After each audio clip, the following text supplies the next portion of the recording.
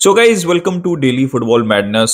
Barcelona की transfers के ऊपर र्यूमर्स के ऊपर जो है वो बात करेंगे और रिएक्शन देंगे वन बाय वन। और इसके अलावा Manchester United takeover Sir Jim Ratcliffe के ऊपर भी बात करेंगे। Is it really in a true sense start of a new era? Because Manchester United में हमने देखा है कि बहुत मैनेजर चेंज होता है, प्लेयर कोई नया आता है, तो it start of a new era. उसके ऊपर हम डिटेल में डिस्कशन करते हैं, लेकिन सबसे पहले जो है हम बारसा की ट्रांसफर्स के ऊपर बात कर लेते हैं वन बाय वन। देखिए, सबसे पहले तो एशेवरी, ऑब्वियसली आप लोगों को जो है वो पता लग गया होगा कि he is very close. Here we go, almost होने वाला है 20 बिलियन यूरोस के अंदर टू मैनचेस्टर सिटी। और बार्सिलोना जो है की प्रायोरिटी नहीं है एशेवरी, और इतनी ज्यादा जो है वो अपफ्रंट फीस जो है वो कमिट नहीं कर सकती बार्सिलोना। तो बार्सिलोना ने पुल आउट कर लिया और मैनचेस्टर सिटी, मतलब आपको पता है वो हमेशा बड़ी सिमिलर डील वो कर रहे हैं जो कि उन्होंने अल्वारेज, यूलियन अल्वारेज के लिए भी की थी। तो वो कहानी जो है वो ऑलमोस्ट खत्म हो गई है। लेकिन जैसे ही एशेवरी की कहानी खत्म हुई है तो एक और कहानी शुरू हो गई है। जैसे आर्दा गुलर की कहानी खत्म हुई थी तो नोआ डार्विश की कहानी शुरू हो गई थी। तो इसी तरह जैसे ही एशेवरी की कहानी खत्म हुई है, लूकस बर्गवाल या फिर बरहेवाल, जो भी उसकी प्रोनाउंसिएशन है वो आप मतलब उसके साथ जो है बार्सिलोना, ऐसा नहीं है कि सिर्फ न्यूज आ रही है, Barcelona as per news officially 4 million euros की बिड कर दी है। और उसके अंदर फ्यूचर परसेंटेज भी दी जाएगी फ्यूचर सेल्स के अंदर, इस डील के अंदर। अब मेन क्वेश्चन है कि हु इज लूकस बर्गवाल, कौन है? स्वीडिश इंटरनेशनल हैं, स्ट्रॉन्ग, मतलब टॉल, स्ट्रॉन्ग, पावरफुल। यार जो मैंने उनकी जो है वो स्काउटिंग रिपोर्ट पढ़ी है और जितना मैंने उनको वीडियोस के अंदर देखा है, लोग अक्सर उनको कंपेयर कर रहे हैं कि he is very similar to Frenkie de Jong. Yes, he, मतलब वो अटैकिंग एरियाज के अंदर भी खेलती हैं, बट नॉर्मली अगर आप उनकी वीडियोस देखें या फिर उनकी स्काउटिंग रिपोर्ट देखें तो he start from deep, right? But क्या एग्जैक्ट प्रोफाइल है? Can he be the first player? देखें, बहुत यंग है, 16-17 ईयर्स ऑफ एज है। तो but can he be the player who can just take the ball, जो फ्रैंकी डियोंग करते हैं कि likes to be the first person who receives the ball and then he drives with the ball? ये एक question mark है। Obviously जो है potential बहुत ज्यादा है, और लेकिन बाकी जो ट्रेड्स हैं वो बहुत ज्यादा सिमिलर हैं। He can drive with the ball, long balls का विजन जो है वो बहुत अच्छा है, बॉल लूज नहीं करते, जो क्या नाम है, प्रेसिंग एबिलिटी है वो बहुत अच्छी है, very calm on the ball. Final third के अंदर भी जैसे हम फ्रैंकी डियोंग से भी एक्सपेक्ट करते हैं कि बॉक्स टू बॉक्स हैं, very creative also, drive with the ball, और फाइनल थर्ड के अंदर भी कैन मेक द डिफरेंस। वो लाइन ब्रेकिंग पासेस जो है वो कर सकते हैं, ओवर द टॉप भी और थ्रू भी। तो सेम प्रोफाइल है, जितनी मैंने स्काउटिंग रिपोर्ट पढ़ी और जितना जो है मैंने उनको उनकी वीडियोस देखी है, वेरी सिमिलर प्रोफाइल है, apart from that first thing जो कि मैंने आपको एक्सप्लेन किया कि can he be the guy who can receive the ball. तो ये एक अच्छी चीज है कि हमने ऑलरेडी ये देखें, डेको अच्छे, हमारी जो स्पोर्टिंग टीम है, वो मैनेजमेंट टीम है, वो अच्छे तरीके से काम करी है कि अगर if we miss out on some player because of the financial situation, जो कि एक रियलिटी है, देन वी आर, मतलब एक लाइन के अंदर एक नेक्स्ट प्लेयर है जिसके ऊपर हम जा रहे हैं। तो ये बहुत अच्छी साइनिंग हो सकती है बार्सिलोना के लिए अगर बार्सा ये कंप्लीट करती है। तो ये तो हमने बात कर ली भगवाल की। उसके बाद जो है बार्सा बहुत अरसे से लिंक्ड है इस्तेवियाओ विलियन मसीनियो के साथ, जो कि ब्राजीलियन है, पल्मेरास के हैं। लेकिन ये डील भी एज पर रिपोर्ट्स एशेवरी की तरह बहुत कॉम्प्लिकेटेड है, बिकॉज पल्मेरास जो है वो अपफ्रंट फीस मांग रहे हैं। It's not going to be a 4 million 5 million type of a deal, जो कि मैं बड़ा सरप्राइज हूंगा कि अगर ऐसा हो जाता है 4-5 मिलियन के अंदर। तो this is not what I am expecting. तो उनकी प्रोफाइल क्या है? वो नॉर्मली राइट साइड के ऊपर खेल सकते हैं, again very young, left footed player, लेकिन राइट फुट भी चलता है। अगर आप उनकी वीडियोस देखें या स्काउटिंग रिपोर्ट देखें तो ही इज अ, मतलब राइट फुट से भी उन्होंने काफी ज्यादा गोल किए हैं। तो वो राइट साइड के ऊपर एक प्रोफाइल है जो कि आपको रिक्वायर हो सकती है, ठीक है। मसीनियो इसलिए उनको निकनेम दिया जाता है because he is a left footer और राइट साइड से ही कम्स इनवर्ड्स, राइट? तो बहुत अच्छा टैलेंट है अगेन। और लेकिन क्या ये पॉसिबल हो सका? बिकॉज ये बहुत ज्यादा क्लियर है, शेवरी के केस में भी क्लियर था, इस केस के अंदर भी क्लियर है कि he is a Barca fan, he wants to play for Barcelona. ये इंडिकेशन आई है एज पर सोर्सेज भी, उनकी फैमिली की तरफ से भी। लेकिन अगेन द सेम सिचुएशन जो कि बहुत अरसे से है बार्सा की, कि क्या बार्सा मेक श्योर कर सकती है कि दे कैन कमिट, राइट? और क्या ऑफर है? बिकॉज अभी कोई मार्केट वैल्यू या फिर उनकी जो प्राइस टैग है वो रिवील नहीं हो रहा। तो थोड़ा सा ज्यादा कॉम्प्लिकेटेड है। आई थिंक बगवाल के केस के अंदर इतना कॉम्प्लिकेटेड नहीं था, तो बारसा ने जो है वो ऑफर भी कर दिया, as per reports official offer भी कर दिया है।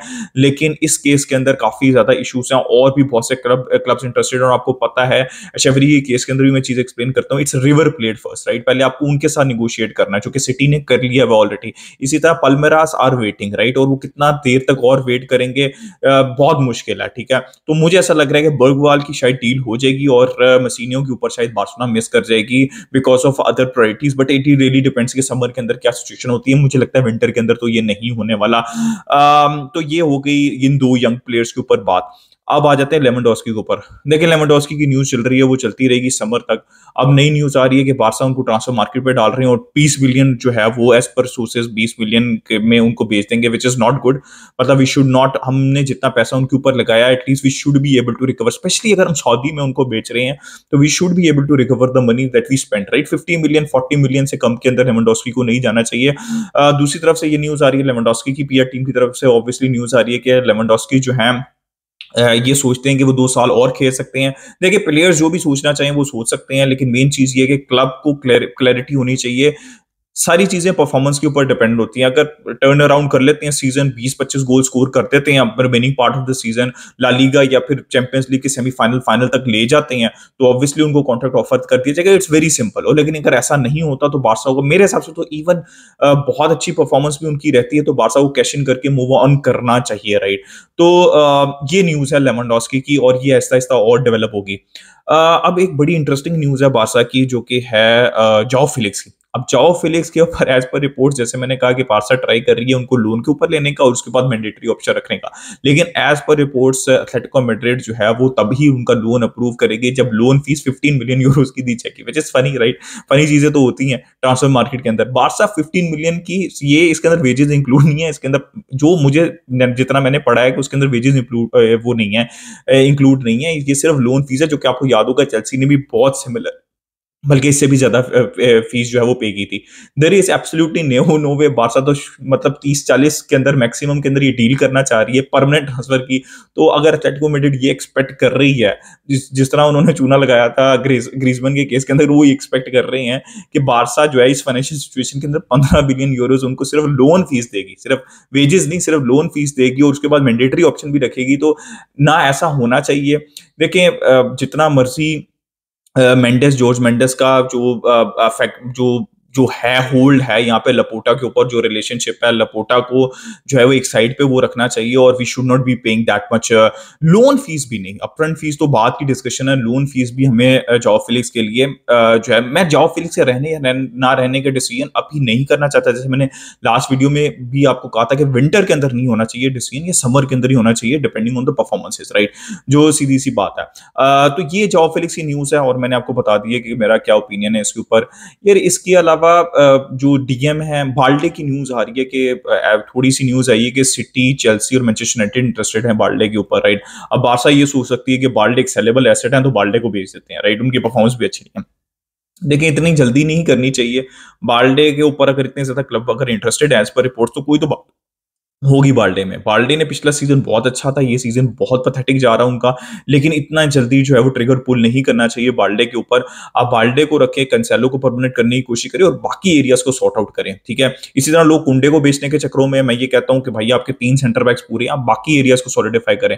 अगर आप अपने मेन प्लेयर्स या फिर फ्यूचर प्लेयर या प्रेजेंट फ्यूचर प्लेयर्स बेच देंगे तो फिर आप सॉलिडिफाई क्या करेंगे, फिर तो आप उसी चक्कर में पड़े रहेंगे कि उनको किससे रिप्लेस करना है, ठीक है। तो फिर आप सीडीएम पे कब जाएंगे, जब आप विंगर्स के ऊपर कब जाएंगे।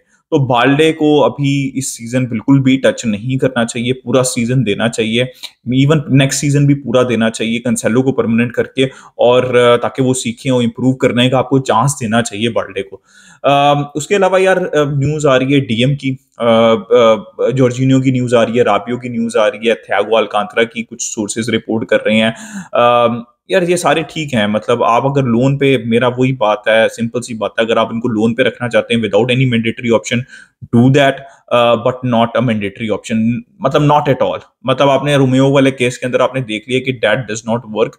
अपने मेन टारगेट के ऊपर जाएं समर के अंदर, उससे पहले जो है वो कोई भी मैंडेटरी काम आप ना करें। लोन के ऊपर आप कोई भी प्लेयर लाए हैं, बिकॉज गावी गॉट इंजर्ड, तो उसमें मुझे कोई इशू नहीं है अगर फाइनेंशियल फेयर प्ले जो है वो अलाउ करता है। इसके अलावा यार सर्जियो रोबर्टो की न्यूज आ रही है, अलोंसो की न्यूज आ रही है, क्या वो वो रहेंगे या नहीं रहेंगे, ओनली टाइम विल टेल। सो ये बारसा से रिलेटेड जो है वो ये न्यूज़ चल रही है जो मैंने आपको बता दिया। बात जाते हैं मैनचेस्टर यूनाइटेड के ऊपर, Sir Jim Ratcliffe, is it मतलब रेवोल्यूशन है क्या ये, स्टार्ट ऑफ न्यू एरा, जैसे मैं हमेशा कहता हूँ कि यार हमेशा ये कहा जाता है कि कुछ भी होता है मैनचेस्टर यूनाइटेड में चेंज, रागनिक का आपको याद होगा, आपको मोरिनो को याद होगा, बहुत से प्लेयर्स से रिलेटेड न्यू एरा स्टार्ट हो जाता है। अब इसकी डिटेल्स क्या है, डिटेल्स मैं आपको बता देता हूँ।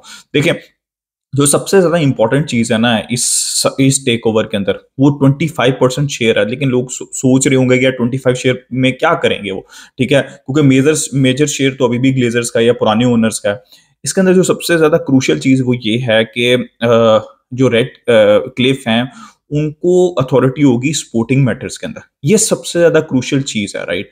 वो 300 मिलियन जो है वो इन्वेस्ट करेंगे, उसके ऊपर मैं बात करता हूँ। लेकिन सबसे क्रूशियल चीज ये है कि वो स्पोर्टिंग ट्रांसफर स्ट्रेटेजी के ऊपर कि स्पोर्टिंग वाइज क्लब कैसे चलेगा, कौन मैनेजर होगा, वो सारी चीजें होंगी, वो डिसाइड करेंगे। वो ग्लेजर्स नहीं डिसाइड करेंगे, जो रिपोर्ट्स आ रही है, ये फब्रिजियो ने रिपोर्ट किया, ठीक है। ये सबसे ज्यादा पॉजिटिव चीज है। लेकिन अगेन इसके अंदर ये कहना है कि start of new era, because Todd Boehly भी सिर्फ टॉड बॉली की एग्जांपल नहीं है। कोई नया मैनेजर आता है, कोई नई मैनेजमेंट आती है, हम जो है वो अच्छी ट्रांसफर्स कर लेते हैं, तो वी थिंक कि we have already won it, right. तो ऐसा नहीं होता, यू हैव टू वेट।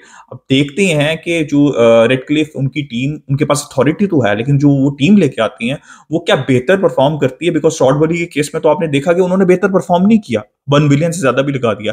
तो स्टार्ट ऑफ न्यू एरा तभी होता है जब आप कुछ जीते हैं, ठीक है, और उसके लिए आपको अब वेट करना पड़ेगा। ये होगी पहली बात जो पॉजिटिव है कि स्पोर्टिंग मैटर्स के अंदर जो से है वो होगा यहाँ पे रेडक्लिफ का, सर जिम रेडक्लिफ का।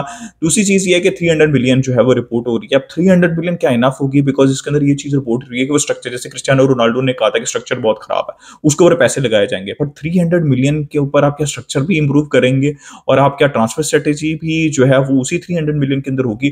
This will have to wait and see. I think 300 जो है, जो मुझे मेरी अंडरस्टैंडिंग है, वो स्ट्रक्चर के ऊपर डायरेक्टली लगेगा, इंफ्रास्ट्रक्चर के ऊपर इंप्रूव करने के ऊपर, और कुछ पार्ट जो है वो ट्रांसफर्स के ऊपर लगेगा। लेकिन वो पार्ट जो है वो ग्लेजर्स की तरफ से भी आएगा, बिकॉज 75% ओनर्स तो पुराने वाले जो हैं वो ही हैं। तो ये डिटेल्स हैं। But again we will have to wait and see कि क्या ये न्यू एरा है इन अ ट्रू सेंस। और ये तभी लगेगा जब टेक ओवर होगा, क्योंकि इसमें भी टाइम लगेगा। प्रीमियर लीग इंप्रूव करेगी और आई थिंक नेक्स्ट समर में जाके ही आपको चीजें चेंज होती हुई दिखेंगी। इसलिए मुझे ऐसा लगता है कि शायद एरिक टेन हाग भी इस पॉइंट ऑफ टाइम पे सैक कर रहे हैं कि कोई मतलब ही नहीं बनता, ठीक है।